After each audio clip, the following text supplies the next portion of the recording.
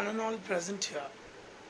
The reason we have conglomerated here today on this online platform is to talk about someone who has crossed the fetters of time, space, age, and language. The greatest paradox of literature is perhaps this, that it needs language to express itself, but its essence can never be contained in the parameters of language. And the greatest evidence is none other than Rabindranath Tagore. Bangla ইংরেজি যে কোনো সাহিত্য চর্চার ক্ষেত্রেই ওনার অবদান অপরিহার্য। তাই আচার্য গিরিশচন্দ্র বোস কলেজের বাংলা এবং ইংরেজি সাহিত্যের সমস্ত ছাত্রছাত্রীদের নিয়ে আজকের এই ছোট্ট প্রয়াস। Speaker professor Ranamoy Sarkar, Gokhale college, department of Bengali. আমরা শুনে নেব স্যারের কথা। টপিক নাট্য ব্যক্তিত্ব Rabindranath. Over to you sir. নাট্য ব্যক্তিত্ব রবীন্দ্রনাথ নিয়ে বলার সূচনায় একটা বিষয় স্বীকার করে নেওয়া ভালো যে নাট্য ব্যক্তিত্ব রবীন্দ্রনাথ সম্পর্কে শেষ নাহি যে শেষ কথাকে বলবে। আমরা এমন একজন যুগন্ধর পুরুষ যার সম্বন্ধে আমরা আলোচনা করছি এখন এই মুহূর্তে, অর্থাৎ রবীন্দ্রনাথ ঠাকুর সম্পর্কে 1861 থেকে 1941। এই মন্তব্যটি করতে কোনো দ্বিধা থাকার কথা নয়, বা এটি অকপটে স্বীকার করা যায় যে রবীন্দ্রনাথ সম্পর্কে কোন একটি সুনির্দিষ্ট সীমাবদ্ধ সময়সীমায় কিছু মন্তব্য করা, কিছু বিশ্লেষণ করা খুবই মুশকিলের। কিন্তু যেহেতু আমাদের একটা নির্দিষ্ট ডিসিপ্লিন এর মধ্যে দিয়ে চলতে হয়, একটা শৃঙ্খলার মধ্যে দিয়ে আমাদের সমস্ত অভিব্যক্তিগুলোকে প্রকাশ করতে হচ্ছে, যেহেতু আমরা একটা সিস্টেমে আছি, সেই কারণের জন্য আমরা চেষ্টা করব যে নাট্য ব্যক্তিত্ব রবীন্দ্রনাথ সম্পর্কে আমরা কি ভাবছি, আমাদের প্রজন্ম কি ভাবছে, বা আমাদের বহমান যে সংস্কৃতির যে ধারা, সেই প্রবহমান ধারাতে রবীন্দ্রনাথের প্রভাব কিরকম, কতটা। এই বিষয়ে কোনো সন্দেহ নেই যে শুধুমাত্র বাংলা সাহিত্য নয়, শুধুমাত্র ভারতীয় সাহিত্য নয়, যদি পৃথিবীর সাহিত্যের ইতিহাস আমরা বিশ্লেষণ করি, যদিও সেই পৃথিবীর সাহিত্যের সামগ্রিক বিশ্লেষণের জন্য এই সময়টি খুবই স্বল্প, তবুও রবীন্দ্রনাথ এক বিস্ময়কর প্রতিভা। এই অর্থে বিস্ময়কর প্রতিভা যে রবীন্দ্রনাথ নোবেল পুরস্কার লাভ করেছেন বলে যে আমরা এই মন্তব্যটি করছি তা নয়। আমরা মূলত এই কথাটি বলতে চাইছি, বা শুধু আমরা নই, সমালোচক যারা ক্রিটিক তারাই মন্তব্যটি করে থাকেন, অন্তত পক্ষে যে সারবত্তার নিরিখে, সেটা হচ্ছে তিনি আমাদেরকে বা আমাদের পাঠককে যেটি দিয়ে গিয়েছেন, তার যে মানে অপরিমিত সৃজন যেটা তিনি দিয়ে গিয়েছেন, সেটা তার নিরিখে আমরা এইটুকু বলতে পারি যে একটা তথাকথিত নন্দনের যে বোধ, সেটা কিন্তু রবীন্দ্রনাথ আমাদের তৈরি করে দিয়েছেন। রবীন্দ্রনাথ এই অর্থে তৈরি করে দিয়েছেন যে এই আমি যে কথাটি বললাম যে নন্দনের বোধ বা এস্থেটিক সেন্স, সেটারও তো অনেক ব্যক্তি, সেটাও তো আর খুব দু এক কথা আমরা বলতে পারি না, কিন্তু তবু ওইটুকু বলতে পারি যে কোন একটি টেক্সট বা কোন একটি পাঠের কাছে পৌঁছানোর জন্য যে কোনো মানুষের, অন্তত পক্ষে যারা সাহিত্য মোদী বা যারা সাহিত্য নিয়ে চর্চা করছেন, তাদের ন্যূনতম একটা বোধের দরকার হয়। তো রবীন্দ্রনাথের কাছে পৌঁছানোটা একটু মুশকিলের, রবীন্দ্রনাথকে ধরতে পারাটা একটু মুশকিলের, কিন্তু রবীন্দ্রনাথকে বোঝার জন্য বা রবীন্দ্রনাথকে ধরতে পারার জন্য বা রবীন্দ্রনাথকে আত্মীকৃত করার জন্য যে আমাদের যে আত্মপ্রস্তুতির প্রয়োজন হয়, সে আত্মপ্রস্তুতিটা আমাদের আরো অনেক কিছুকে চিনিয়ে দেয়। এবং এই জন্যই রবীন্দ্রনাথের কাছে আমরা ঋণী। আমরা যদি রবীন্দ্রনাথকে একটু বোঝার চেষ্টা করি, তাহলে আমাদের যে পথটুকু পাড়ি দিতে হবে, সেই পথটুকু পাড়ি দিতে গিয়ে আমরা অনেক কিছু জেনে ফেলতে পারি, এবং তারপর এটাই উপলব্ধি করতে পারি যে শুধুমাত্র রবীন্দ্রনাথ নয়, আমরা অনেক কিছুই বুঝতে পারছি। এটাই রবীন্দ্রনাথের অবদান। কারণ রবীন্দ্রনাথ যা কিছু বলে থাকেন, আপাতভাবে সেটা পড়তে খুব ভালো লাগে। রবীন্দ্রনাথ যেটা বলে থাকেন আপাতভাবে মনে হয় বা খুব সহজ, কিন্তু যত আমরা ভেতরে প্রবেশ করি, আমরা দেখতে পাই শুধু বিস্ময়, বিস্ময় আর বিস্ময়। নাট্য ব্যক্তিত্ব রবীন্দ্রনাথ, এই কথাটি সঙ্গে সঙ্গে আমরা এটাও স্মরণ করব, গল্প যে রবীন্দ্রনাথ গল্পকার, যে রবীন্দ্রনাথ ঔপন্যাসিক, যে রবীন্দ্রনাথ প্রাবন্ধিক, যে রবীন্দ্রনাথ মানে দ্রষ্টা, অর্থাৎ ভিশন, অর্থাৎ আমি বলতে চাইছি এটা যে যে রবীন্দ্রনাথ দার্শনিক, বহু বিবিধভাবে ওই তার সত্তা আমাদের কাছে এসেছে, কতটুকুই বা আমরা ধরতে পেরেছি বা পারবো। হ্যাঁ, আমরা চর্চা করতে পারি। 1861 থেকে 1941 আমরা জানি, আমরা তার জীবদ্দশা। এবং রবীন্দ্রনাথের যে হয়ে ওঠার পেছনে আমরা যে নাটকগুলোর কথা নিয়ে আলোচনা করব, স্বল্প পরিসরে সব তো করা সম্ভব নয়, কিন্তু আমরা মূলত যে নাটকগুলোকে নিয়ে আলোচনা না করলেই নয়, বা যে নাটকগুলো বিশ্ব সাহিত্যের ইতিহাসে খুবই খুবই গুরুত্বপূর্ণ, যেমন রক্তকরবী, যেমন ডাকঘর, যেমন মুক্তধারা, তাসের দেশ ইত্যাদি ইত্যাদি, এই নাটকগুলো সম্পর্কে নিয়ে কিছু কথা বলার আগে প্রাথমিক কিছু কথা বলি। এটা হচ্ছে, আমরা জানি যে রবীন্দ্রনাথ উত্তরাধিকার সূত্রে যে যেখানে জন্মগ্রহণ করেছিলেন, বা উত্তরাধিকার সূত্রে যে সাংস্কৃতিক ঐতিহ্য পেয়েছিলেন, সেটা একটা অমূল্য সাংস্কৃতিক ঐতিহ্য। অন্ততপক্ষে ঠাকুরবাড়ির ইতিহাস বা আমাদের সংস্কৃতির ইতিহাসের সঙ্গে এমনই ওতপ্রোতভাবে জড়িত, এমনই সমান্তরালভাবে চলেছে যে সেই ঠাকুরবাড়ির ঐতিহ্য, ঠাকুরবাড়ির সংস্কৃতি রবীন্দ্রনাথকে অনেকটাই অনেকটাই এগিয়ে দিয়েছিল এই অর্থে, তার যে জীবন স্মৃতি, তার যে বিখ্যাত একটি গ্রন্থ, তার রবীন্দ্রনাথকে বোঝার জন্য, সেই জীবন স্মৃতি থেকে আমরা দেখতে পাই যে জ্যোতি দাদা, তার একটা অবদান, অবশ্যই সাংস্কৃতিক অবদান রবীন্দ্রনাথের মধ্যে ছিল। ঠাকুরবাড়িতে যে নাটকগুলো অভিনীত হয়েছিল সেই সময় বা অভিনীত হচ্ছে, সেগুলো তো ওই বালক রবি দেখছেন। এবং বালক রবি যখন দেখছেন, তখন তিনি তো তার মধ্যে এই একটা যে হয়ে ওঠা, এই এই যে ঠাকুরবাড়ির যে পরিবেশ, এই ঠাকুরবাড়ির পরিবেশের মধ্যে তো তিনি হয়ে উঠছেন। জ্যোতি দাদা বা তার যে নূতন দা, তার আমরা যদি জীবন স্মৃতিতে পড়ি, তাহলে আমরা দেখব যে রবীন্দ্রনাথের ছেলেবেলার একটা বড় অংশ জুড়ে তাঁর ওই অবদান। আর জ্যোতি দাদার নাটক বা জ্যোতিরিন্দ্রনাথের নাটক বাংলা রঙ্গমঞ্চে ওই সময় বহুভাবে অভিনীত হচ্ছে। বাংলা রঙ্গমঞ্চে জ্যোতিরিন্দ্রনাথ ঠাকুরের নাটক যে অভিনীত হয়েছে, আমাদের নাট্য চর্চার যে ইতিহাস, সেটা পাঠ করলে আমরা বুঝতে পারি। এবং এই এটা স্বীকার করতে কোনো আমাদের দ্বিধা নেই যে তার পাণ্ডিত্য সম্পর্কে, অর্থাৎ জ্যোতিদাদার পাণ্ডিত্য সম্পর্কে। জ্যোতিদাদা যে নাটকগুলো লিখছেন, তার যে সরোজিনী নাটক, সেখানে রবীন্দ্রনাথের একটি গান ছিল, জল জল চিতা দ্বিগুণ বলে। তো রবীন্দ্রনাথ তার নাট্য ব্যক্তিত্ব, রবীন্দ্রনাথ বলতে গিয়ে আমাদের তো এটাও মনে রাখতে হচ্ছে যে রবীন্দ্রনাথের নাট্য ব্যক্তিত্ব মানে শুধুমাত্র তিনি তার কি কি নাটক তিনি লিখেছেন, কি কবে কবে তার প্রকাশ হয়েছে ইত্যাদি, এটা কিন্তু নয়। নাট্য ব্যক্তিত্ব রবীন্দ্রনাথ বলতে আমরা এটা বোঝার চেষ্টা করছি যে সবটা মিলিয়ে আমি দ্বিতীয় পর্বে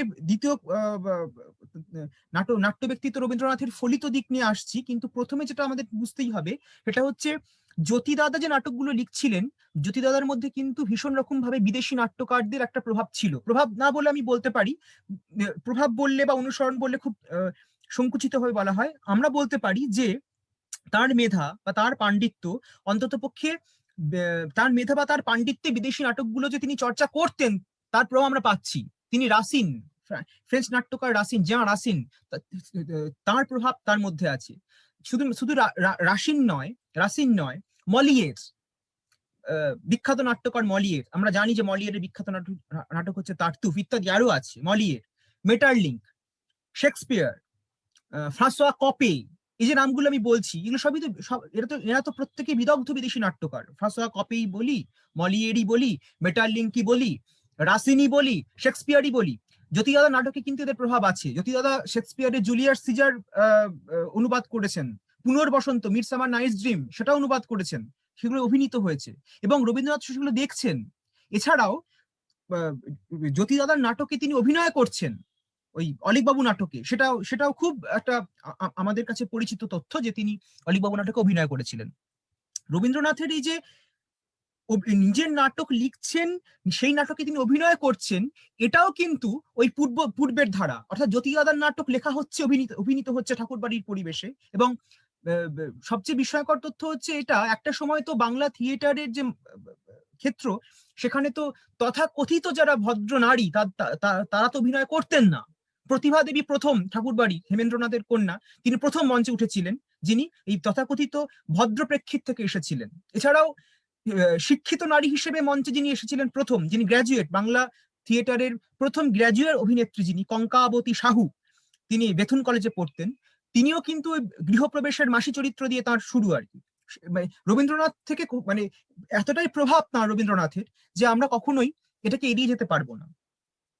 তো রবীন্দ্রনাথ যখন দেখছেন এই তিনি অলেখবাবু নাটকের কথা আমরা বলছি, আমরা বাল্মীকি প্রতিভার কথা বলছি, বাল্মীকি প্রতিভাতে অভিনীত হচ্ছে নাটকগুলো।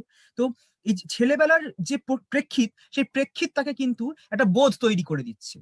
যে যদি আমরা চিঠিপত্র পড়ি রবীন্দ্রনাথের, সেখানে আমরা দেখবো অবাক অবাক করা ব্যাপার, এটা হচ্ছে রবীন্দ্রনাথের যখন 9 বছর বয়স, রবীন্দ্রনাথ তখন ম্যাকবেথ নাটক তর্জমা করেছেন। এটা আমরা কখনো ভাবতে পারি? এটা অপার বিস্ময়ের ব্যাপার। এছাড়াও বারবার তার চিঠিপত্রগুলো পড়লে আমরা কয়েকটি তথ্য পাই, বা তথ্য না বলে আমরা বলবো আমার একটা বিস্ময়ের দরজা খুলে যায়, যে রবীন্দ্রনাথ বলছেন যে শেক্সপিয়ার সম্পর্কে তাড়াহুড়ো করো না, সময় নাও। অজিত কুমার চক্রবর্তীকে বলছেন একটা বৃহৎ প্রতিভার মর্মস্থানে পৌঁছতে গেলে সময় লাগে। এবং তিনি বলছেন যে বিদেশি অনুকরণে আমি কখনো কিছু লিখিনি। লজ অফ ব্লু অর্থাৎ মেটারলিঙ্কের যে বিখ্যাত নাটক লজ অফ ব্লু এবং রবীন্দ্রনাথের শারদোৎসব একই 1908-এ প্রকাশিত হচ্ছে।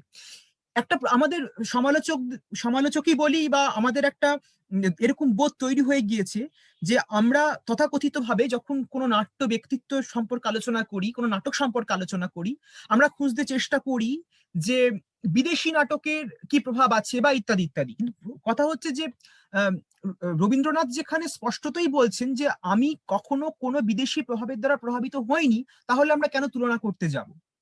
তিনি তো একজন একটি প্রতিষ্ঠান। আর এই যে রবীন্দ্রনাথ বলছেন যে শেক্সপিয়ারকে বোঝার জন্য তাড়াহুড়ো করো না, বা তিনি যখন স্বীকার করছেন বা এটা জানাচ্ছেন যে আমি 9 বছর বয়সে ম্যাকবেথ অনুবাদ করছি, নিশ্চয়ই আমরা এই সিদ্ধান্তে পৌঁছতেই পারি যে তিনি খুব সাধারণ প্রতিভা নন। একটা বিস্ময়কর ব্যাপার, 9 বছর বয়সে একটি ছেলে যখন ম্যাকবেথ অনুবাদ করতে যায়, তখন তার পড়াশুনো কত গভীর গভীর সেটা তো আমাদের নিশ্চয়ই বোঝা উচিত। আমি প্রথমেই বলেছি যে কয়েকটি বিশিষ্ট নাটক সম্পর্কে আমাদের আলোচনা করতেই হবে, তার কারণ হচ্ছে আমাদের সময়টা খুব স্বল্প।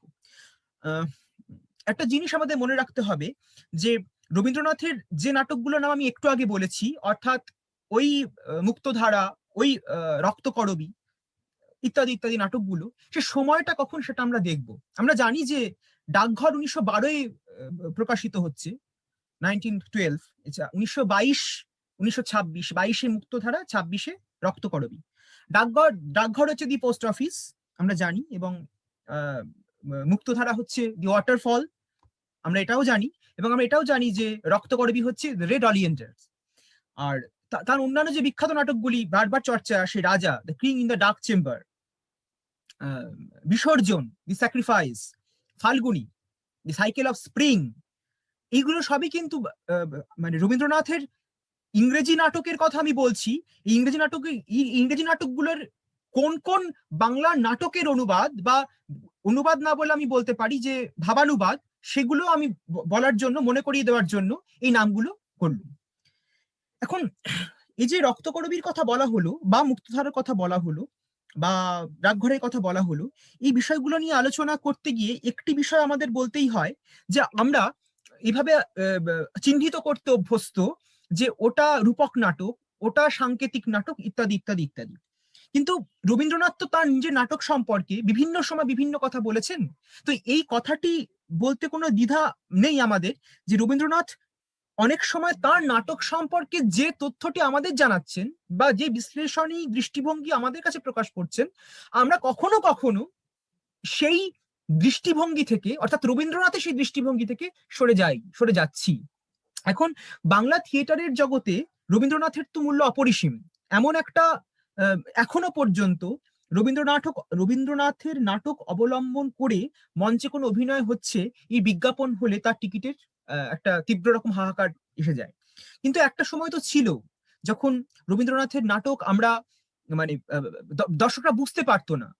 রথীন্দ্রনাথ ঠাকুরের স্মৃতিকথা পড়লে আমরা দেখতে পাই যে রথীন্দ্রনাথ বলছেন যে আশ্রমে শান্তিনিকেতনের রাজা নাটকের অভিনয় হলো, সবাই একটা মুগ্ধতা নিয়েই ফিরলেন, কিন্তু সবার মধ্যে একটা ধোঁয়াশা ছিল। রথীন্দ্রনাথ লিখছেন, অর্থাৎ এই যে বুঝতে না পারা, রবীন্দ্রনাথের কাছে পৌঁছতে গেলে আমাদের কিছুটা আত্মপ্রস্তুতির প্রয়োজন। এই আত্মপ্রস্তুতিটি কথা আমি বারবার কিন্তু মনে করিয়ে দিচ্ছি। 1922 এই যে সময়টা, অর্থাৎ 1914 থেকে 1918 প্রথম বিশ্বযুদ্ধ, আর ওদিকে 1939 থেকে 1945 দ্বিতীয় বিশ্বযুদ্ধ। এই মধ্যবর্তী সময়টা যেন একটা সোনার সময়।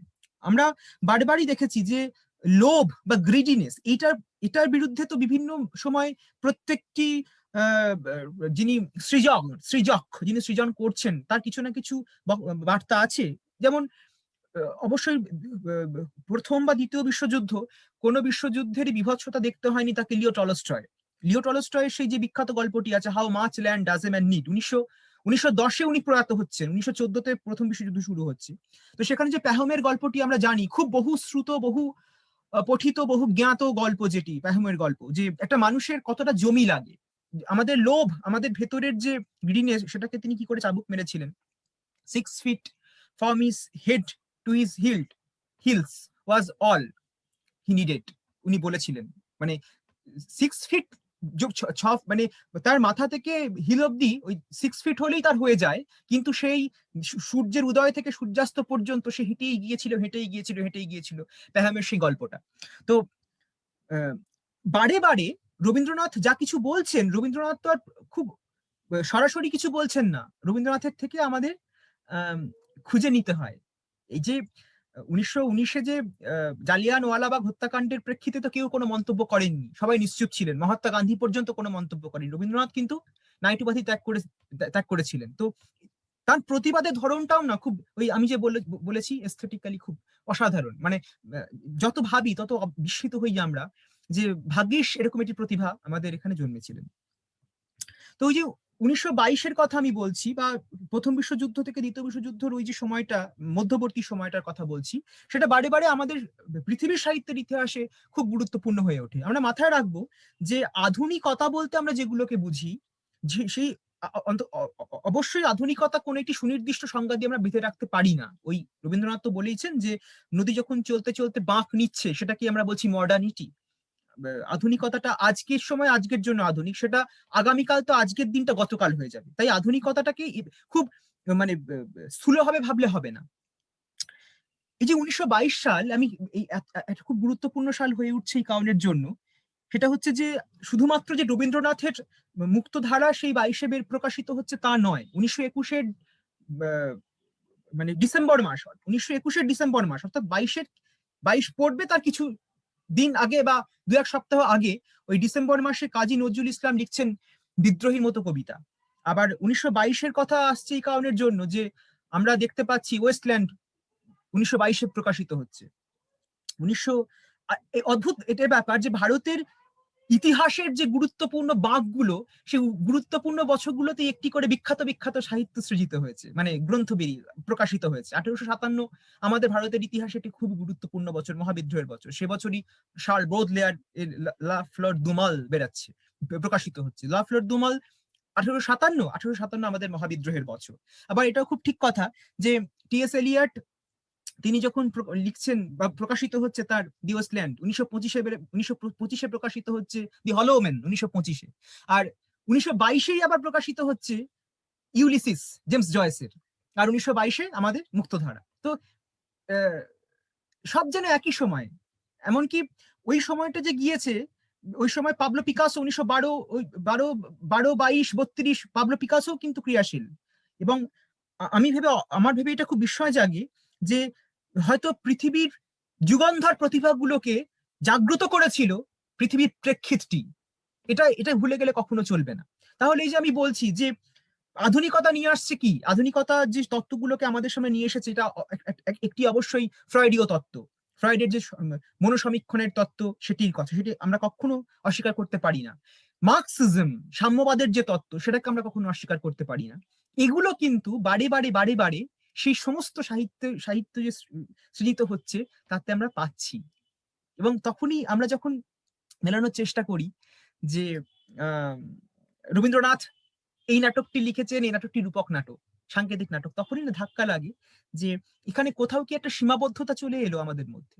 এটা কি খুব উচিত ছিল, এটা কি খুব প্রয়োজনীয় ছিল, আমরা ঠিক বুঝতে পারি না। হয়তো হ্যাঁ, কোন একটি সীমাবদ্ধতা থাকবে, কারণ সীমাবদ্ধতাই আমাদের আরো আরো আরো চর্চার দিকে নিয়ে যায়। কিন্তু আমাদের তো একটু মুক্ত মনে চর্চা করতে হবে, এটা খুব জরুরি। যে 1949 সালে চীন স্বাধীনতা পাচ্ছে আমাদের থেকে 2 বছর পর। আমরা আমরা একটু পরে বলবো রবীন্দ্রনাথের আরেকটি নাটকের কথা, কিন্তু এই এই যোগসূত্রটা আমি একটু বলে রাখতে চাই। এটা হচ্ছে যে আমাদের আধুনিক সময়ের চিন্তনের ক্ষেত্রে যে নামগুলো অতীব গুরুত্বপূর্ণ, যেমন জা পল সার্ত্রে, যেমন সিমন দি বোভার। সিমন দি বোভারের যে বিখ্যাত রচনাটি লা দজিয়েম সেক্স, সে লা দজিয়েম সেক্স প্রকাশিত হচ্ছে 1949-এ। আবার অদ্ভুতভাবে 1949-এই প্রকাশিত হচ্ছে জর্জ ওয়েলের 1984, একই 1949। এবং বিস্ময়কর এটা যে তাসখান্দে 1920-তে কমিউনিস্ট পার্টি অফ ইন্ডিয়া, ভারতের কমিউনিস্ট পার্টির প্রতিষ্ঠা, 1920-তে ফ্রান্স কমিউনিস্ট পার্টিরও প্রতিষ্ঠা।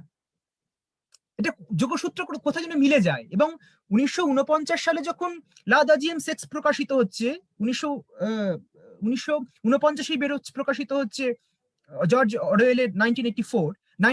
আবার জর্জ অরওয়েলের 1984 এটা আবার অনুমান করা হয় অল্ডাস হাক্সলের দ্য ব্রেভ ওয়ার্ল্ড, সেই বিখ্যাত যে উপন্যাস ব্রেভ নিউ ওয়ার্ল্ড, সেই অল্ডাস হাক্সলের উপন্যাস 1932-এ প্রকাশিত হয়েছিল, তার একটা প্রভাব ছিল, এটা অনুমিত হয় আর কি, অনুপ্রেরণা হিসেবে। তো বৈপরীত্যতা আছে তাত্ত্বিক দিক থেকে, কিন্তু মিলটাও আছে, এটা আমাদের মনে রাখতে হবে। আমরা বারবার আলোচনা করি, তো এখন এই তত্ত্বের ক্ষেত্রে আসে ম্যাজিক রিয়েলিজমের কথা আসে, আমরা আমরা কাফকার কথা বলি, আমরা কামুর কথা বলি। কিন্তু অদ্ভুতভাবে রবীন্দ্রনাথ আমাদের কতটা এগিয়ে রেখেছেন দেখুন। এই যে এক সকালে গ্রেগর সামসা মনে করলো যে সে পোকা হয়ে গিয়েছে, সকালবেলা উঠে দেখলো। এই যে আমরা বারবার এটি মেটামরফোসিসের কথা বলি, বা আমরা 100 ইয়ার্স অফ সলিচিউডের কথা বলি। কিন্তু অদ্ভুতভাবে আমি যখন নাটকের দ্বিতীয় পর্বে বলবো, এটা আমাদেরকে বিস্মিত করে, আমাকে অন্তত পক্ষে বিস্মিত করে, যে আমি ম্যাজিক রিয়েলিজমের কথাই বলি, বা সাহিত্যের ক্ষেত্রে মার্কসিজমের কথাই বলি, বা এই যে সিমন দা বোভার যে নারী নারীদের সম্পর্কে যে চেতনাটার অন্য দরজা খুলে দিয়েছিলেন, রবীন্দ্রনাথ কত আগে বলে গিয়েছেন আমাদেরকে। আমি সেগুলোতে আসছি ধীরে ধীরে। এখন কথা হলো যে এই যে স্যাক্রিফাইস, বিসর্জন ইত্যাদি ইত্যাদি, এগুলোর মধ্যে রবীন্দ্রনাথ যে কথা, যে বার্তাটি দিচ্ছেন তার নাটকগুলোর মধ্যে, আমাদের মনে রাখতে হবে যে নাটকের সার্থকতা কিন্তু মঞ্চে। আজকে টিকিট কেটে যে নাটক দেখানো হচ্ছে, যে পেশাদারি ব্যাপার। 1872 সালে জাতীয় নাট্যশালা যখন মানে প্রতিষ্ঠিত হচ্ছে আমাদের ভারতবর্ষে, রবীন্দ্রনাথ তো জন্মাচ্ছেন 1861-তে। ঠিক 1860-এ নীল দর্পণ, 1861-তে রবীন্দ্রনাথের জন্ম বছরে মেঘনাদ বধ কাব্য। এটা অপূর্ব সময়। সেই সময় একটা সময় তেমন গিয়েছে যে রবীন্দ্রনাথের নাটক মানে মঞ্চে অভিনীত করলে দর্শক আসবেন কি, ভয় ছিল।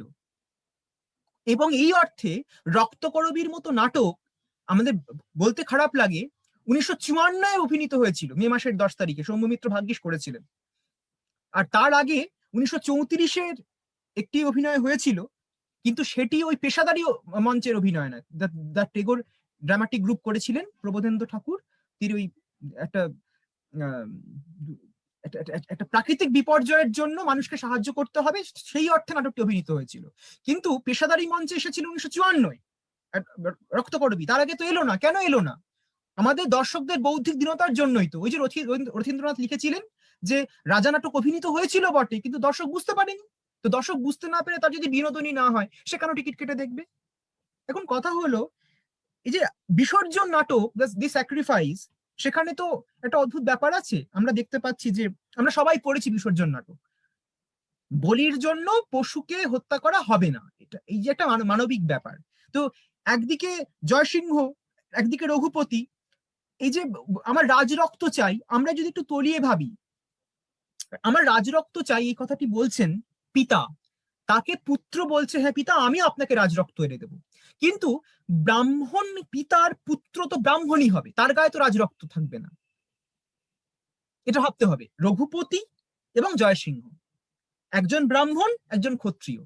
এই যে আমরা ম্যাজিক রিয়েলিজমের কথা বলছি, আমার এটা ভেবে খুব বিস্ময় জাগে যে রবীন্দ্রনাথ তো কত আগে ভেবেছেন বাস্তবতা থাকবে, তার মধ্যে একটা জাদুও থাকবে। তিনি এই কারণের জন্য তার পিতাকে, তার মানে পিতা এবং সন্তানের মধ্যে বায়োলজিক্যাল বাবার ব্যাপারটি রাখলেন না। যদি বায়োলজিক্যাল পিতা হতেন, তাহলে তো ব্রাহ্মণের সন্তান ব্রাহ্মণই হতো, রাজরক্ত কোথায় পাওয়া যেত? এটা আমরা ভাববো, এটা মনে রাখবো স্যাক্রিফাইস নাটকে। আবার আমি যদি ওয়াটারফলে যাই, মুক্তধারায় যাই, সেখানে অভিজিৎ কিন্তু রণজিতের বা রাজার বায়োলজিক্যাল সন্তান নয়, সে প্রকৃতির সন্তান। তো যে প্রকৃতির সন্তান, যাকে ঝর্ণাতলায় কুড়িয়ে পাওয়া গিয়েছিল, সে তো প্রকৃতিকে মুক্ত করতে আত্মবিসর্জন দেবেই। এটা একটা অদ্ভুত ম্যাজিক রিয়েলিজম আমার কাছে অন্তত পক্ষে। এমনকি গোড়া যে সমগ্র উপন্যাস জুড়ে হিন্দুত্বের পতাকা উড়িয়ে গেল, সেই গোড়া যে আইরিশ সন্তান, রবীন্দ্রনাথ তো প্রথমেই ভেবে রেখেছিলেন। আমাদের তো যেতে হয় না 100 ইয়ার্স অফ সলিচিউডে, যেতে হয় না, আমরা আমাদের হাতের কাছেই আছে ম্যাজিক রিয়েলিজম।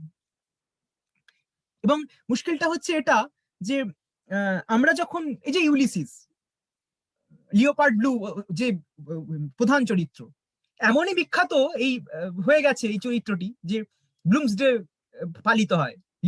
লিওপার্ড এই চরিত্রটা এতটাই মানুষের কাছে জনপ্রিয় যে লিওপার্ড ব্লুমের কিনে একটা দিবসই হয়ে গেছে। কিন্তু আমরা কি কখনো ভাবতে পারি একটা নন্দিনী দিবস হতে পারে, একটা দামিনী দিবস হতে পারে, বা অন্তত পক্ষে একটা অভিজিৎ দিবস হতে পারে? আমরা এটা ভাবতে পারি না। বা একটা উদয়ন পণ্ডিত দিবস, এটা তো হতে পারে। তো যাই হোক, এবার মুক্তধারার ক্ষেত্রে যে ব্যাপারটি এসেছে, এই যে নাটকের ক্ষেত্রে জাগদেরিদা তো বলেছিলেন যে there is nothing outside the text. তো আমরা রবীন্দ্র নাটক পড়ার ক্ষেত্রে রবীন্দ্র নাটকটি তো পড়ছি, তার সঙ্গে সঙ্গে আমরা এটাও মাথায় রাখছি যে নাটক পড়া নয়, নাটকের অভিনয়, ওটাই হচ্ছে নাটককে সজীবত্ব দান করে। আর এই যে গ্রিডিনেসের কথা বলছি, তার সঙ্গে সঙ্গে আরেকটি জিনিস আমরা মাথায় রাখবো যে রবীন্দ্রনাথ দিনের শেষে কিন্তু মানুষের জয়গান গেয়েছেন, রূপক নাটক নয়। মানে রূপক নাটকের অর্থে মানুষের জয়গান কোথায়? এই যে আমরা আর্নেস্ট হেমিংওয়ে পড়ি, a man can be destroyed but not defeated. তো তাই যদি হয়ে থাকে, একজন মানুষ পরাজিত হতে পারে না, সে ধ্বংস হতে পারে। আমরা একটু লক্ষ্য করি আমাদের সামনে কোথায় কোথায় এই যে অভিজিৎ, সে অভিজিৎ তো পরাজিত হয়নি। হ্যাঁ, তাকে মুক্তহারার জল ভাসিয়ে নিয়ে গিয়েছে। A man can be destroyed but not be defeated. আজকে যে জয়সিংহ, সেও পরাজিত হয়নি। হ্যাঁ, সে আত্মহত্যা করেছে বটে। এবং আমরা বারবার ট্র্যাজিক নাটকের কথা বলি, ট্র্যাজেডি পড়তে গিয়ে আমরা আন্তিগনের কথা বলবো, আমরা অইডিপাউসের কথা বলবো, সফোক্লিস আসবে, ইউরিপিদেস আসবে, কিন্তু রবীন্দ্রনাথ যদি না আসে সেটা আমাদের ব্যর্থতা। রবীন্দ্রনাথকে আনতেই হবে, আসতেই হবে, বিসর্জন পড়তেই হবে, তপতি পড়তে হবে, মালিনী পড়তে হবে, মুক্তহারা পড়তে হবে। তা না হলে ট্র্যাজেডি বোঝা যাবে না, কোনোভাবেই বোঝা যাবে না, কারণ তিনি রবীন্দ্রনাথ। তো আজকে যখন এই a man can be destroyed but not be defeated যখন আমরা বলছি, তো একজনও নায়ক কিন্তু বা একজনও চরিত্র কিন্তু সে ক্যান বি ডেস্ট্রয়েড, সে ডিস্ট্রয়েড হয়েছে, সে কিন্তু পরাজিত হয়নি। না পরাজিত হয়েছে জয়সিংহ, না পরাজিত হয়েছে অভিজিৎ, না পরাজিত হয়েছে রঞ্জন। অদ্ভুত ব্যাপার, স্যামুয়েল বেকেট যখন ওয়েটিং ফর গোডো লিখছেন, গোডো আসবে আসবে আসবে আসবে, গোটা রক্তকরবী নাটকেই কিন্তু নন্দিনী বলে গিয়েছে আসবে আসবে আসবে, রঞ্জন আসবে। কোথায় যেন মিল পাই আমি। এটাও রবীন্দ্রনাথ কত আগে বলে যান, যেটা স্যামুয়েল বেকেটের নাটকে আমরা কিছু পরে পাই। কথা প্রসঙ্গে এটিও আমাদের ভাবতে হবে যে রবীন্দ্রনাথ তার নাটকে যে তথাকথিত ভাবে যে তত্ত্বের কথা বলছেন, সে তত্ত্ব কিন্তু প্রত্যক্ষভাবে বলছেন না। রবীন্দ্রনাথ তার নাটকে যে তত্ত্বের কথা বলছেন সেটা আমাদের খুঁজে নিতে হয়। কিভাবে খুঁজে নিতে হয়? এই যে আমি ম্যাজিক রিয়ালিজমের কথা বলছি, বা এই যে আমি আর্নেস্ট হেমিংওয়ের কথাটি নাটক, তার যে বক্তব্য বাচ্চ সেটা যে তার নাটকে পাচ্ছি, এটার মধ্যে তো কোনো ধূসরতা নেই, থাকতে পারে না। কিন্তু সমস্যা হচ্ছে যে রবীন্দ্রনাথ ইংরেজিতে লেখেননি, রবীন্দ্রনাথ বাংলায় লিখেছেন। তার পাঠক সংখ্যা খুব সীমিত। আমাদের আমাদের মুশকিলের জায়গাটি হচ্ছে কিন্তু এখানেই।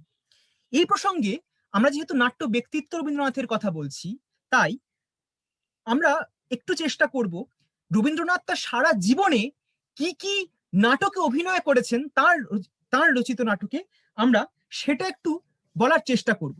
তো যেহেতু এটা একটু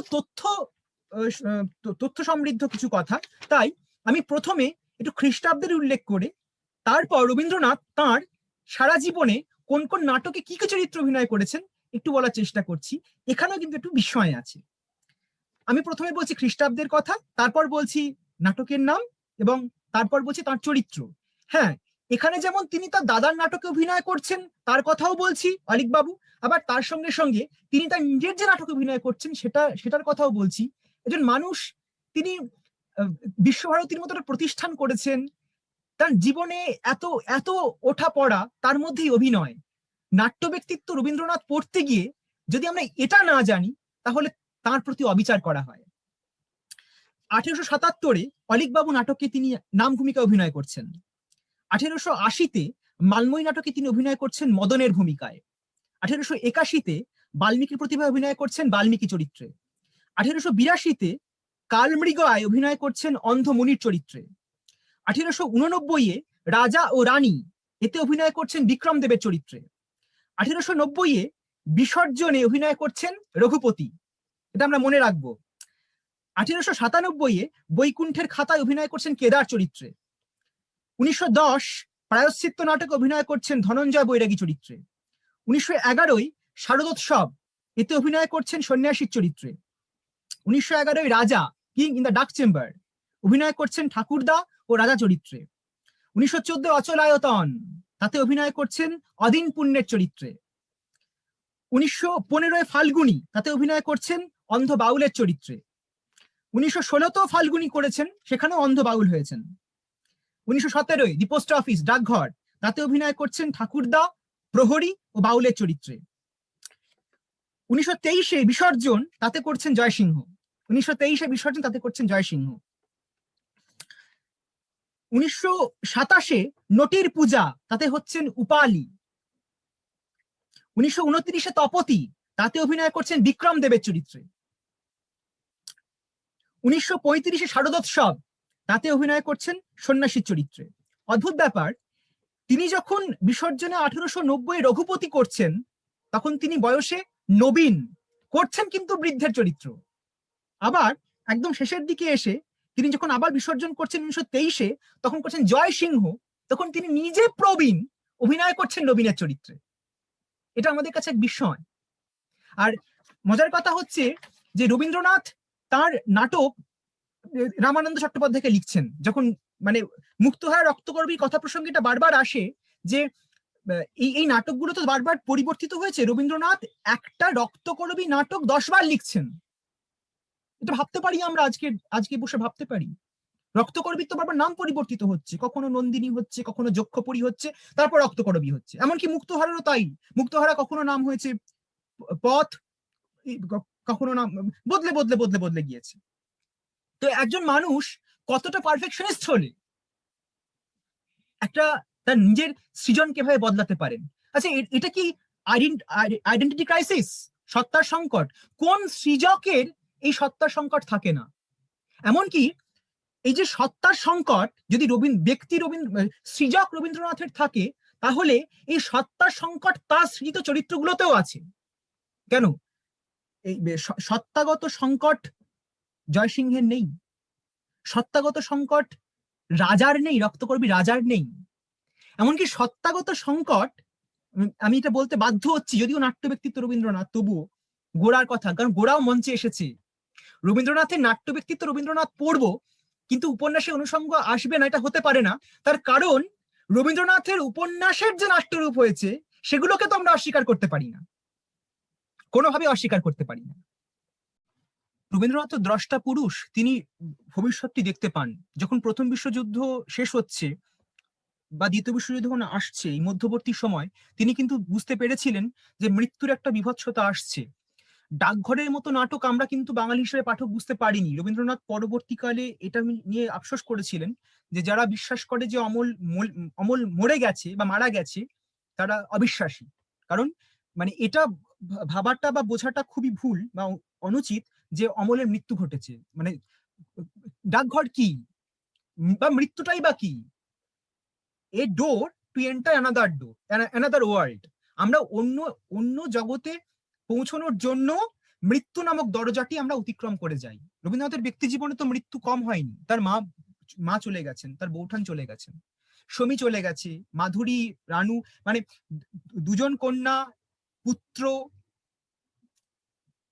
দৌহিত্র, মা, বাবা, একের পর এক মৃত্যু, তাকে স্ত্রী, একের পর এক বিয়োগ তাকে সহ্য করতে হয়েছে। তো এই যে আমরা যে মৃত্যুটাকে কিভাবে গ্রহণ করি, মৃত্যুটাই যে শেষ নয়, তার পরবর্তীতেও যে আরেকটি অধ্যায় আছে, এটা রবীন্দ্রনাথ তো এই বার্তাটি দিতে চেয়েছেন দি পোস্ট অফিস নাটকে। পোস্ট অফিস নাটক কিন্তু রবীন্দ্রনাথের যে কটি নাটক যে কথা আমরা বলছি, তার মধ্যে বাইরে, ভারতবর্ষের বাইরে সবচেয়ে বেশি আলোচিত নাটক। আমরা কিন্তু এটা মনে রাখবো, রবীন্দ্রনাথ তার নাটকগুলোর মধ্যে যে বার্তাটি দিতে চাইছেন, সেই বার্তাটি কিন্তু খুব খুব গড়পড়তা বার্তা কিছু নয়। এই যে আমরা একটা আষাঢ়ে গল্প, তার যে বিখ্যাত ছোট গল্প, তার সেটার উপর ভিত্তি করে তিনি যখন তাসের দেশ লিখলেন 1933, তাসের দেশ কিন্তু নেতাজি সুভাষচন্দ্র বসুকে তিনি উৎসর্গ করেছিলেন। বা আমরা যখন তাসের দেশ পড়ি, বা আমরা যখন অচলায়তন পড়ি, তখন যে সিস্টেমকে ভেঙে দাও, সিস্টেমটা কি, এই যে একটা বার্তা দেওয়া, এই সিস্টেমকে ভেঙে দেওয়ার বার্তা আমরা একটু খুব সূক্ষ্মভাবে যদি মনে করি, 1917-তেও তো হয়েছিল। 1789 যদি ফরাসি রাজবংশের পতনের পর সিস্টেমকে ভেঙে দেওয়ার যে পর্বটি শুরু, আমরা সেই ধারা এগিয়ে নিয়ে এগিয়ে যাচ্ছে। তারপর 1917 একজন পরাধীন দেশের সৃজক হিসেবে, পরাধীন দেশের নাট্যকার হিসেবে এটা কিন্তু তিনি ভেবেছিলেন। আর মৃত্যু, এই যে দি পোস্ট অফিসের কথা আমরা বারবার বলছি, এটা আমি একটু আগে যে বললুম যে আমরা সিমন দা বোভারের কথা প্রসঙ্গে, মুক্তধারা নাটকে বা রক্তকলবী নাটকে বা দি পোস্ট অফিস ডাকঘর নাটকে খুব চরিত্রগুলো একটু যদি খুব সূক্ষ্মভাবে দেখা যায়, তাহলে এই যে ডাকঘরে আমরা পাচ্ছি সুধা, অমল যে মৃত্যুত্তীর্ণ হবে, অমল যে মৃত্যুকে জয় করবে, সে যে মৃত্যুঞ্জয়ী হবে, সমগ্র নাটকের মধ্যে সুস্পষ্টভাবে কিন্তু বুঝেছে একজন নারী চরিত্রই সে সুধা। সে বলেছে না যে বলো যে সুধা তাকে ভোলেনি, সবাই তো ভেবেছিল অমল মৃত, এবং রবীন্দ্রনাথও পরে বলেছিলেন যারা মনে করে অমল মৃত তারা অবিশ্বাসী। সুধা কিন্তু সেটা ভোলেনি, বা সুধা কখনোই অমলকে মৃত মনে করেনি। এমনকি এই পোস্ট অফিস নাটক যখন বাইরে অভিনীত হচ্ছে, যখন দ্বিতীয় বিশ্বযুদ্ধের যখন খুব বিচ্ছিরি একটি সময়, সেই সময় জুনের 14, 1940 জার্মান সৈন্যরা প্যারিসে ঢুকে পড়েছে। সেই দিনও কিন্তু ফ্রান্সে, প্যারিসে দি পোস্ট অফিস অভিনীত হয়েছে। এবং আরো বিস্ময়কর একটি ব্যাপার, সেটা আমরা পরবর্তীতে জানতে পেরেছিলাম, ভারতবাসী হিসেবে সেটা আমাদের কাছে খুবই গর্বের। এটা হচ্ছে যে আবার হোম বলে একটি অনাথ আশ্রম ছিল সেই পোল্যান্ডে। সেই অনাথ আশ্রমের 196 জন শিশুকে অ্যাডলফ হিটলার তিনি হত্যা করেছিলেন, তারা যেহেতু ইহুদি ছিল সেই কারণের জন্য। তো ওই 1942 সালের 18ই জুলাই ওই আবার হোম আমাদের দি পোস্ট অফিস নাটকটি অভিনয় করেছিল। তা তারা পোস্ট অফিস পড়েছিল জার্মান ভাষায়, সেখান থেকে অনুদিত হয়েছিল পোলিশ ভাষায়। অবশ্যই জার্মানরা পড়েছিলেন নিশ্চয়ই ইংলিশ অনুবাদ দি পোস্ট অফিস।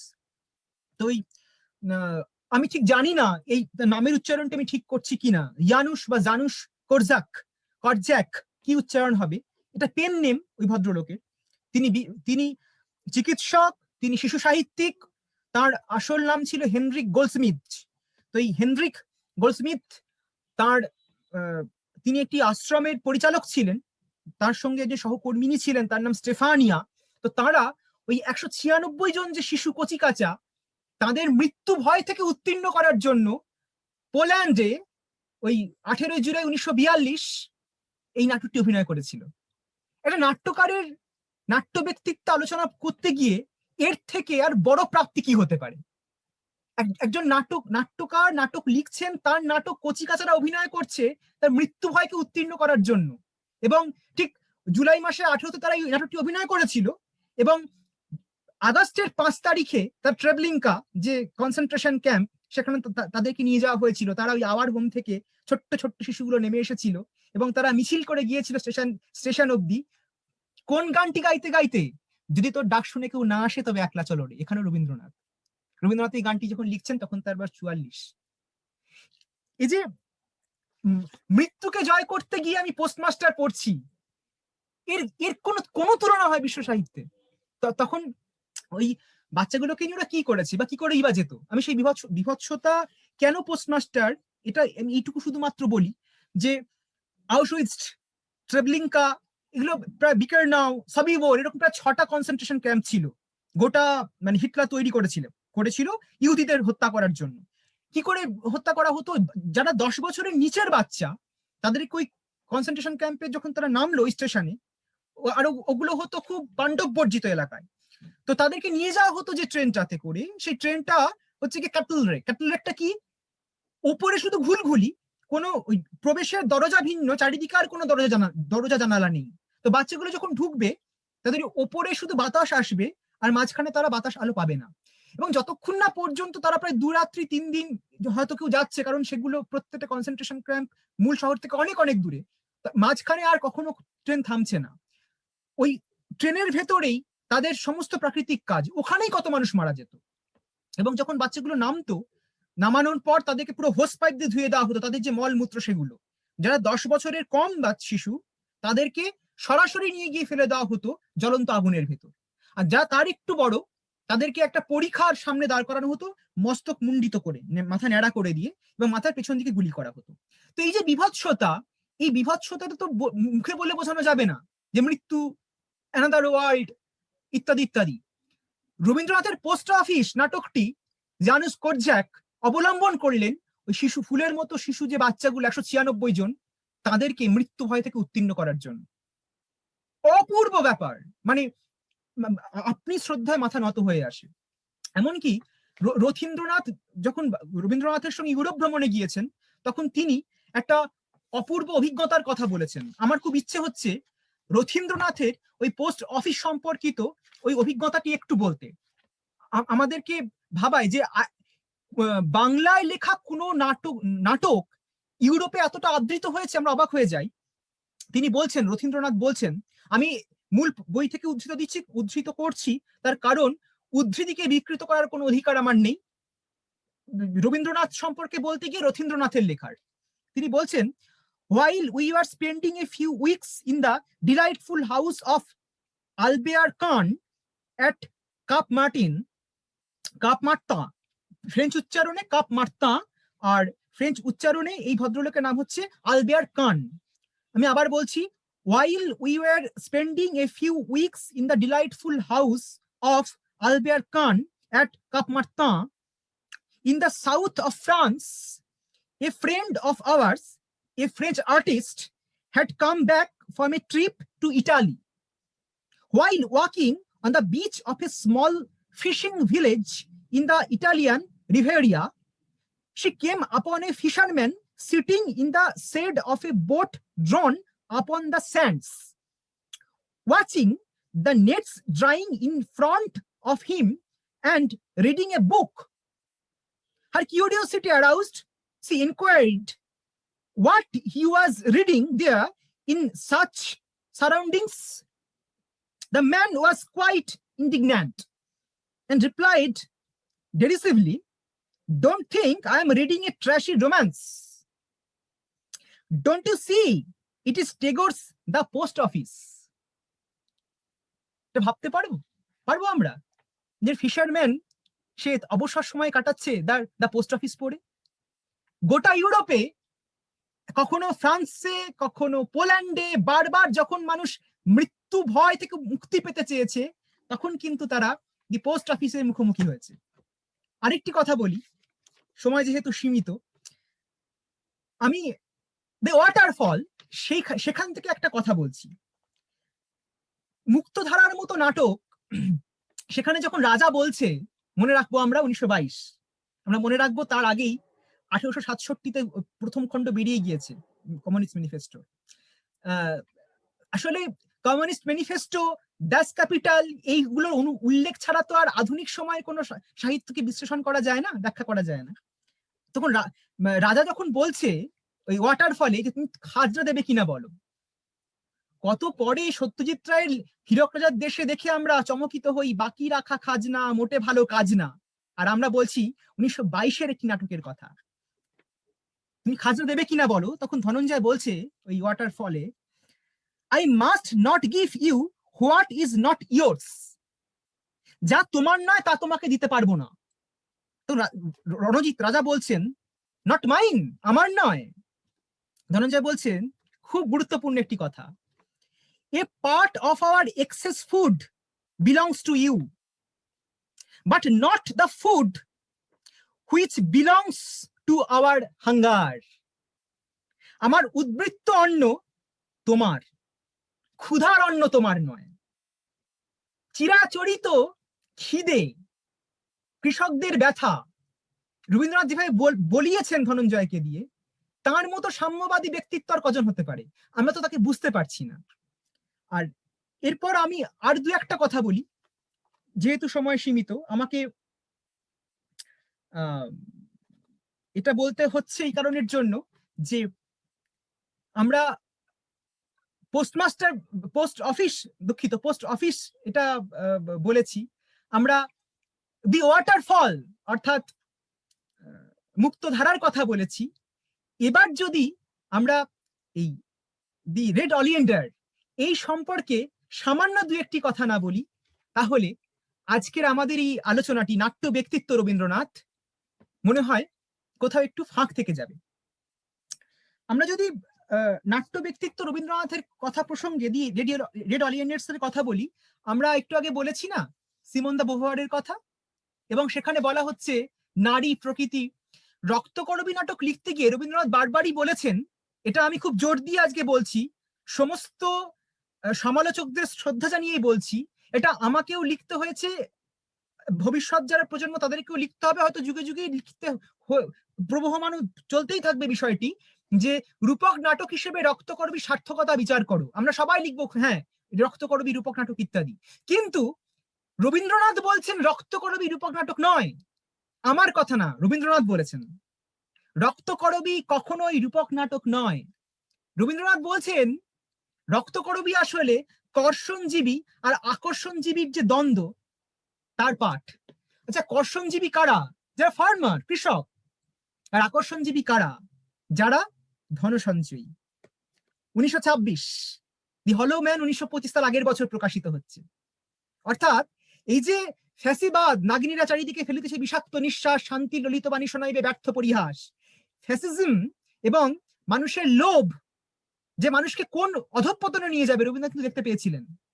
হ্যাঁ, লিও টলস্টয়ের প্যাহম আমরা হয়তো তার উত্তরসূরি হিসেবে এই লেখাটিকে দেখতে পাই, কিন্তু পাই তো। আর এই রক্তকরবী নন্দিনী সে সম্পূর্ণতই একটি মানুষ।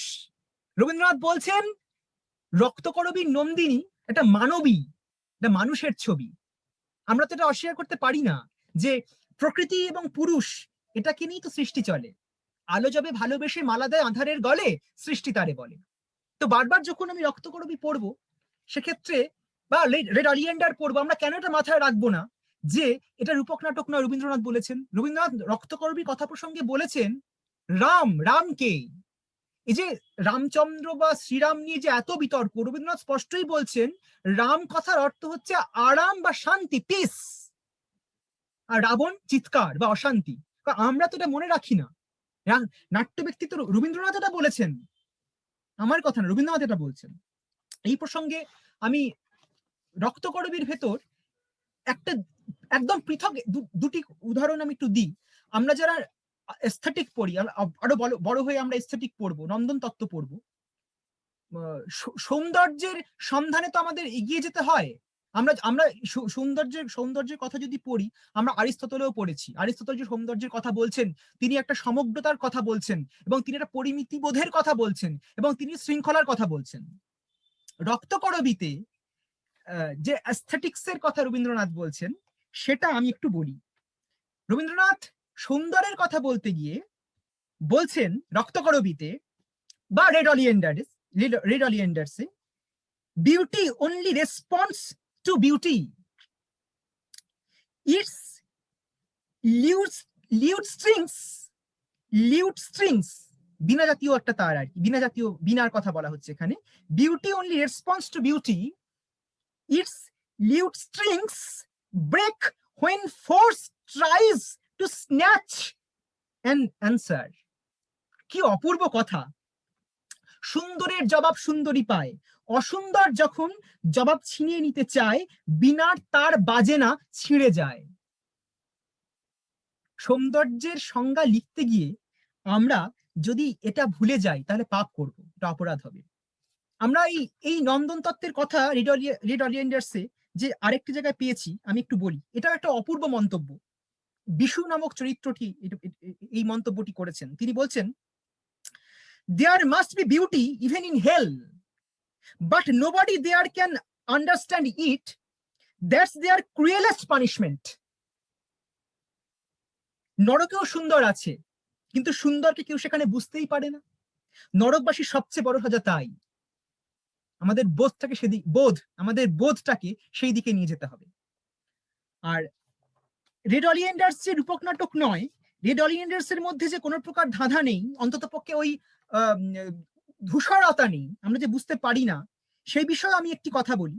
এটা হচ্ছে যে, যখন একটি দৃশ্য আছে রেড অলিয়েন্ডার্সে, যখন প্রেতপুরীর দরজা খুলে যাচ্ছে এবং উপমন্যু, অনুপ, শোকলু, কঙ্ক এরা বেরিয়ে আসছে, তারা তারা যন্ত্রণা ক্লিষ্ট, তারা ধ্বস্ত, তারা যেন মানুষ নয়, মানুষের ছায়া, তারা যেন প্রেতের মতো।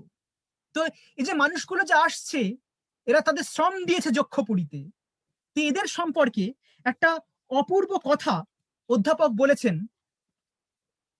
অধ্যাপক মানে কি, রবীন্দ্রনাথ অধ্যাপকের মুখ দিয়ে বলিয়েছেন, আমি এটা একটু বলছি। When the time comes for showing us out, the great ones themselves will point the way.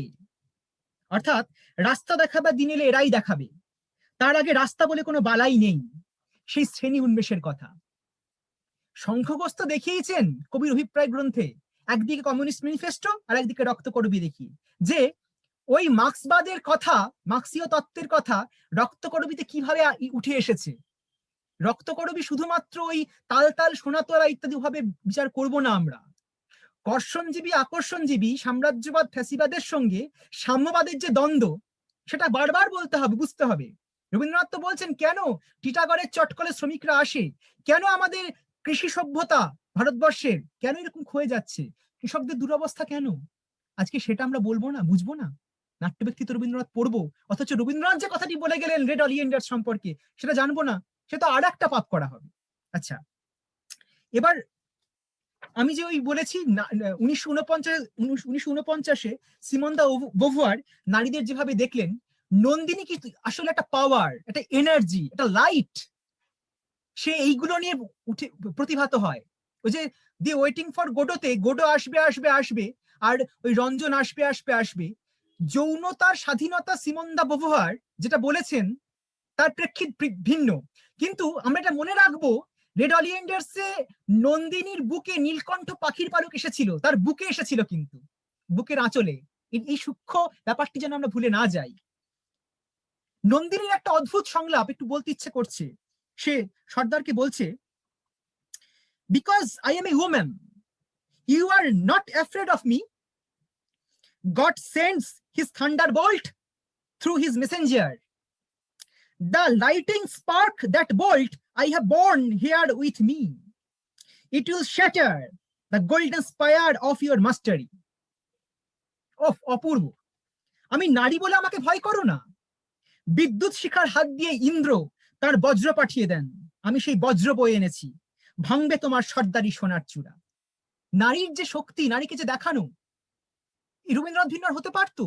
ওই যে আজকে আমরা এরেন্দিরার কথা বলি, এরেন্দিরাকে কষ্ট হয় আমাদের দেখে, আমরা অপর্ণার কথা ভাবি, স্যাক্রিফাইসে, বিসর্জনে।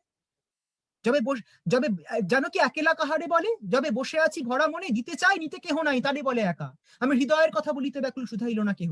এই যে দ্বিতীয় বিশ্বযুদ্ধের পর জাপানিদের ভেতরে আত্মহত্যার প্রবণতা খুব ঘনিয়ে উঠেছিল, এই যে একাকিত্বের জন্য, ক্রাইসিস অফ আইডেন্টিটি, অপর্ণারও তো ছিল। এই যে একাকিত্বের কথা আমরা যখন বলতে চাই, আমরা যখন আইডেন্টিটি ক্রাইসিসের কথা বলতে চাই, রবীন্দ্রনাথের প্রত্যেকটি নাটকের মধ্যে কিন্তু আমরা সেটা পাবো।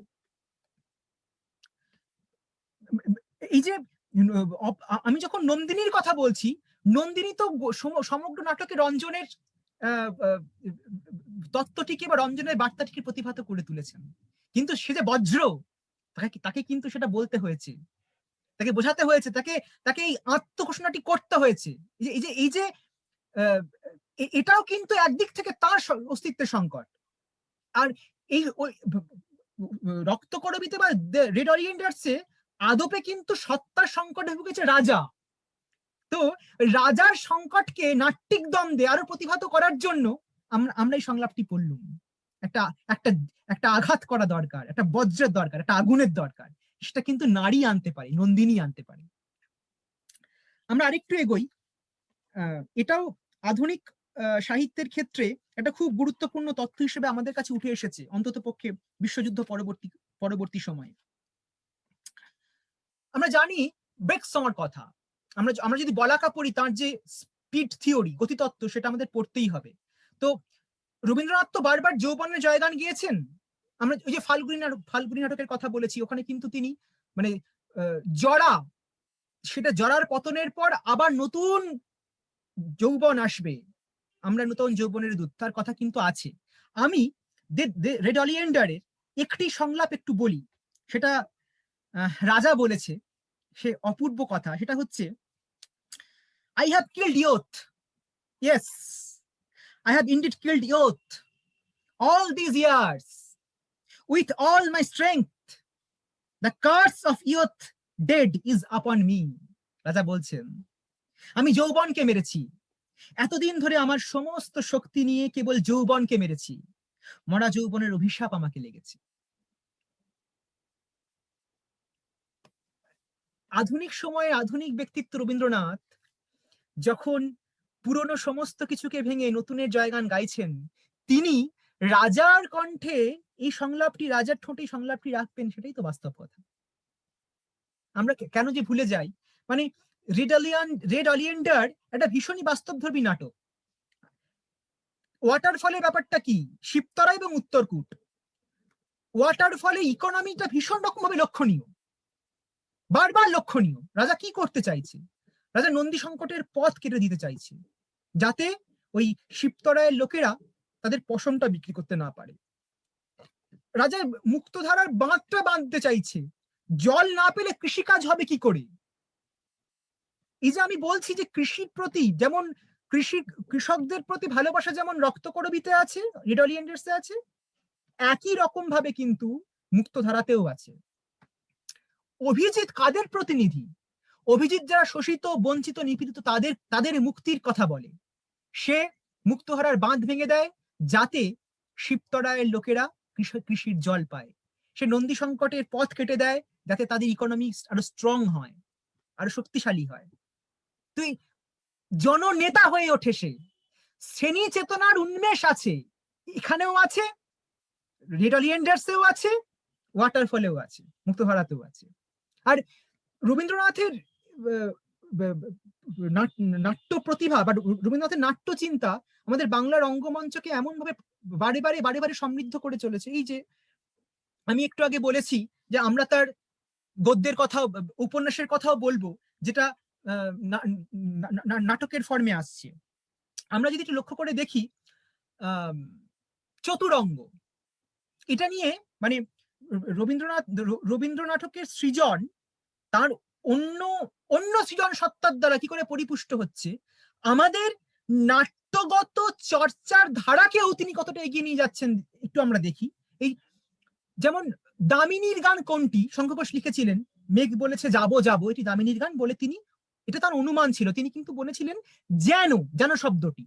পরবর্তীকালে যখন চতুরঙ্গ মঞ্চে এলো, পরবর্তীকালে বলতে মানে আমরা যে চতুরঙ্গটি আমরা দেখতে পেলুম, যে প্রোডাকশনের পেছনে ছিলেন শেখর সমাদ্দার, ব্রাত্য বসু, এবং দামিনী করেছিলেন চৈতি ঘোষাল, দেবদূত ঘোষ ঠাকুর করেছিলেন শ্রীবিলাস, কুশল চক্রবর্তী করেছিলেন শচীশ। সেখানে কিন্তু মেঘ বলেছে যাবো যাবো গানটি এলো, তখন একটা বিতর্ক হলো যে এটা কি আদপেই দামিনীর গান? তো আজকের বৌদ্ধিক জগতের বিতর্কের উপকরণটিও রবীন্দ্রনাথ কিন্তু আমাদের দিয়ে গিয়েছেন। এ অবিস্মরণীয় ব্যাপার। এমনকি আজও যখন রক্তকরবী অভিনীত হয়, চিত্র পরিচালক গৌতম হালদার যখন রক্তকরবী মঞ্চে উপস্থাপন করেন, যখন চৈতি ঘোষাল নন্দিনী হিসেবে নিজেকে অভিব্যক্ত করেন, আজও কিন্তু টিকিট পাওয়া যায় না, প্রত্যেকটি দ্বার উন্মুক্ত হয়ে যায় আমাদের কাছে। আর রবীন্দ্রনাথের প্রভাব তো সত্যজিৎ রায়ের ভেতরে ভীষণ রকম ভাবে ছিল। এই যে the king in the dark chamber, তোমায় আমি ভিতর পানে চোখ মেলেছি, বাহির পানে চোখ মেলেছি, ভিতর পানে চাইনি, আমার হিয়ার মাঝে লুকিয়েছিলে। King in the dark chamber ভীষণ উচ্চ মার্গের নাটক। শুম্ভমিত্র অভিনয় করেছিলেন এখানে রাজা, সুদর্শনা হয়েছিলেন তৃপ্তি মিত্র। এমনকি আমাদের জর্জ দেবব্রত বিশ্বাস তিনি বিশু পাগলের চরিত্র অভিনয় করেছেন, এই ইতিহাসও আছে। চার অধ্যায় রক্তকরবীর যে মানে শম্ভুমিত্র তৃপ্তিমিত্র যে স্বর্ণ সময়, সেখানে 4 অধ্যায় এসেছে, অতীন এলা ইত্যাদি। তো আমরা খুব বস্তু বিশ্বের যা কিছু আমাদের কাছে প্রতিভাত সেগুলো নিয়েই তো ভাবি, কিন্তু অন্তত পক্ষে বাঙালি হিসেবে একবার রাজা নাটকটি পড়া উচিত। সেটা অপূর্ব সংলাপ আছে, বলা হচ্ছে তুমি শুধু সুন্দর নও, তুমি অনুপম। আমাদের কাছে কি ছিল? আমারই চেতনার রঙে পান্না হলো সবুজ, চুনি উঠলো রাঙা হয়ে, আমি চোখ মিললুম আকাশে, জ্বলে উঠলো আলো পূবে পশ্চিমে, গোলাপের দিকে চেয়ে বললুম তুমি সুন্দর, সুন্দর হলো সে। আমরা কখনো কি ভাবতে পেরেছিলুম একটি নাটকে এরকম একটি কথা পাবো, রবীন্দ্রনাথ তার সোনার লেখনী দিয়ে লিখবেন তুমি শুধু সুন্দর নও, অনুপম। অর্থাৎ অনুপম সুন্দর, সুন্দরকে ছাপিয়ে আরো অনেক কিছু। আর সুন্দরকে ছাপিয়ে যে অনুপম, তাকে চেনার জন্য ওই ঘর অন্ধকার থাকলেও ঠিক আলো থাকলে সেটা কথা নয়, আমাদের উপলব্ধির দ্বারা চিনতে হবে। চোখের আলোয় দেখেছিলেন চোখের বাহিরে, king in the dark chamber. আমরা বড় বেশি ভাবে ওই বস্তুগত ভাবে স্থূলভাবে চিনতে চাই, রবীন্দ্রনাথ কিন্তু সেটা নিষেধ করেছেন। এই যে ট্র্যাজেডি নাটকের কথা বলেছি, আমি আবারও বলছি, রাজা রানী, তপতি, মালিনী, স্যাক্রিফাইস, বিসর্জন ছাড়া তো ট্র্যাজেডির কখনো পাঠ সম্পূর্ণ হতে পারে না।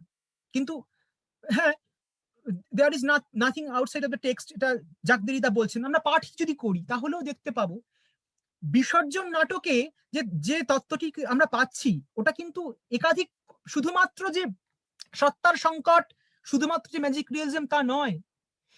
স্যাক্রিফাইসে কিন্তু তথাকথিত ভারতবর্ষের যে ব্রাহ্মণ্যবাদ তাতেও আঘাত আছে। তথাকথিত ভাবে আমাদের চলে আসা যে সংস্কারের কু, তাতেও কিন্তু আঘাত আছে। কেন? পশু হত্যার তো কোনো প্রকার দরকার নেই, বেচারা অপর্ণা। এর এভাবেই পরতে পরতে রবীন্দ্রনাথ আমাদের মনে করিয়ে দিতে থাকেন যে কখনো রেড অলিয়েন্ডার্স এর ক্ষেত্রে, কখনো দি স্যাক্রিফাইসের ক্ষেত্রে, কখনো the king in the dark চেম্বারের ক্ষেত্রে, দা ফাল্গুনি যে নাটকটি, সার্কেল অফ স্প্রিং, আমরা গড়পড়তার নাট্যবোধে যেন রবীন্দ্রনাথকে বুঝতে না যাই, না চাই। এই যে কত কথা এলো, কত ব্যক্তিত্ব এলো, জর্জ অরওয়েল এলেন, সিমন দা বুভুয়ার্ড এলেন, মেটামরফোসিসের প্রসঙ্গ এলো, কাফকা এলো, আমাদের ইউলিসিস, জেমস জয়েসের কথা এলো, টি.এস. এলিয়ট এলো। কিন্তু আমরা একটা রবীন্দ্রনাথ পড়তে গিয়ে আমাদের কত কিছু প্রসঙ্গ উল্লেখ করতে হলো। এবং আমি অদ্ভুতভাবে আমরা এটা বুঝতে পারলুম যে দি লেড অলিয়েন্ডার্স আসলে একটা শ্রেণীচেতনা উন্মেষের নাটক। দি ওয়াটারফল আসলে শাসকের বিরুদ্ধে রুখে দাঁড়ানোর নাটক, এবং শাসককে বলে দেওয়ার, এই বার্তাটি দেওয়ার যে তুমি ইচ্ছে করলেই প্রকৃতি যা আমাদের দিয়েছে কেড়ে নিতে পারো না। তাই কখনো অভিজিৎ, কখনো জয়সিংহ, তারা আমরা যারা মুখ, আমরা যারা নিপীড়িত, তাদের প্রতিনিধি হয়ে ওঠে। এবং অমল এই বার্তাটি দিয়ে যায় যে মৃত্যুই শেষ কথা নয়। যদিও তিনি এই গানটি মঞ্চে অভিনীত হচ্ছে এটি দেখে যেতে পারেননি রবীন্দ্রনাথ। সম্মুখে শান্তি পাড়াবার ডাকঘরের জন্য নাটকটি লিখেছিলেন। আমরা যদি এভাবে ভাবি মৃত্যুতেই সব শেষ নয়, আমরা তো সত্যি মৃত্যুতীর্ণের যে বোধ তার দ্বারা নিজেকে ঋদ্ধ করতে পারবো। মৃত্যুতেই কি সব শেষ? রবীন্দ্রনাথ যদি এটা মনে করতেন মৃত্যুতেই সব শেষ, আজীবন যত মৃত্যুর দাহ তাকে জ্বালিয়েছে, পুড়িয়েছে, তিনি কি সেখান থেকে নিজেকে উত্তীর্ণ করতে পারতেন? এবং আমাদের মনে পড়ে যায় সেই 18 জুলাই 1942 আওয়ার্ড হোমের বাচ্চাগুলোর কথা, যারা সত্যি সত্যি কেউ অমল, কেউ সুধা হয়ে তথা কথিত মৃত্যুর যে বিভৎসরা সেটা উত্তীর্ণ হতে পেরেছিল। নাট্য ব্যক্তিত্ব রবীন্দ্রনাথের এখানেই আমাদের কাছে বিস্ময় তাকে নিয়ে, যে তিনি কিভাবে আমাদের ঋণী করে দিয়ে যাচ্ছেন বারে বারে। এবং আজও যে রক্তকরবী 1928, 1926, 22 ওই সময়ে যখন মানে 26-এর পর যখন আসছে, এই মঞ্চে আসবে, এই মঞ্চে আসবে, কিন্তু আসছে না, সেই রক্তকরবী আজকে যখন আমরা একটু একটু বুঝতে পারছি, রক্তকরবী আমরা সব বুঝতে পারছি, এটা আমরা বলবো না। সৌম্যমিত্র বলেছেন, যখন আমরা রক্তকরবী অভিনয় করার জন্য বেছে নিলুম, আমাদের চিন্তা হয়েছিল মানুষ সংলাপটি নিতে পারবে তো। সেই রক্তকরবী আজকে বাড়ি বাড়ি ফিরে আসি বিভিন্ন অনুষঙ্গে। এবং আজকে 1926 সালে লেখা একটি নাটক, যেটা পেশাদারিভাবে প্রথম এসেছিল 1954-তে, সেটা এতদিন পরে বা দীর্ঘদিন পরে চর্চা হতে হতে হতে হতে জনপ্রিয় হয়ে ওঠে। অর্থাৎ কতটা পথ হাঁটলে তবে পথিক বলা যায়, কতটা রবীন্দ্রনাথকে বুঝলে মানে পড়লে তবে রবীন্দ্রনাথ বোঝা যায়। বোধ করি তার 18টা সংস্করণের জন্য 18 বার জন্মাতে হবে, না হলে রবীন্দ্রনাথকে খুব সূক্ষ্মভাবে বোঝার জন্য যে আত্মপ্রস্তুতি, তারই বা সময় কোথায় আমাদের। আর এই কারণের জন্য একটা রবীন্দ্রনাথের, বা ভুল বলছি, নাট্য ব্যক্তিত্ব রবীন্দ্রনাথের সবকিছু আছে। ট্র্যাজেডি আছে, ম্যাজিক রিয়ালিজম আছে, মার্কসিজম আছে, নারীত্বের উন্মোচন আছে, মৃত্যুত্তীর্ণতা আছে। এবং এই কারণেই রবীন্দ্রনাথ আমাদের কাছে সম্পদ। তাকে আরো পড়বো, আরো পড়বো, আরো বুঝবো, তবেই হয়তো শান্তি। কারণ ওই আমার প্রাণের মাঝে সুধা আছে চাও কি, হায় বুঝি তার খবর পেলে না। পারিজাতের মধুর গন্ধ চাও কি, হায় বুঝি তার নাগাল মেলে না। ওই প্রাণের মাঝের সুধার পরিচয় পাওয়ার জন্য আমাদের রবীন্দ্রনাথের কাছে নত জানু হয়ে দাঁড়াতে হবে, বসতে হবে। কারণ রবীন্দ্রনাথ এক পর্বতের মতো, তাকে আমাদের শ্রদ্ধা।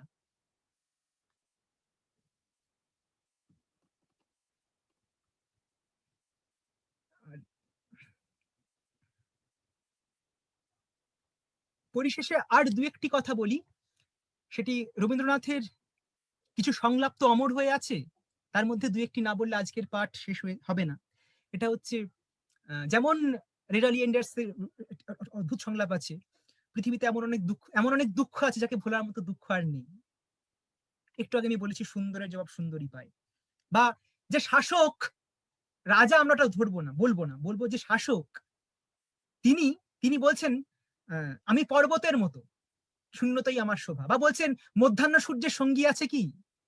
রবীন্দ্রনাথ নিজে লিখছেন যে আমি কখনো বাইরের দ্বারা প্রভাবিত হইনি। আমরা শুধু অবাক হয়ে ভাবি যে এই সংলাপগুলো যে তিনি লিখেছিলেন, প্রেরণা কোথায় ছিল। সত্যি এমন অনেক দুঃখ আছে যাকে ভোলার মতো দুঃখ আর নেই। শেষ নাহি যে শেষ কথা কে বলবে, শেষ কথা বাঙালি জীবনে সবসময় উনিই বলেছেন, উনিই বলবেন।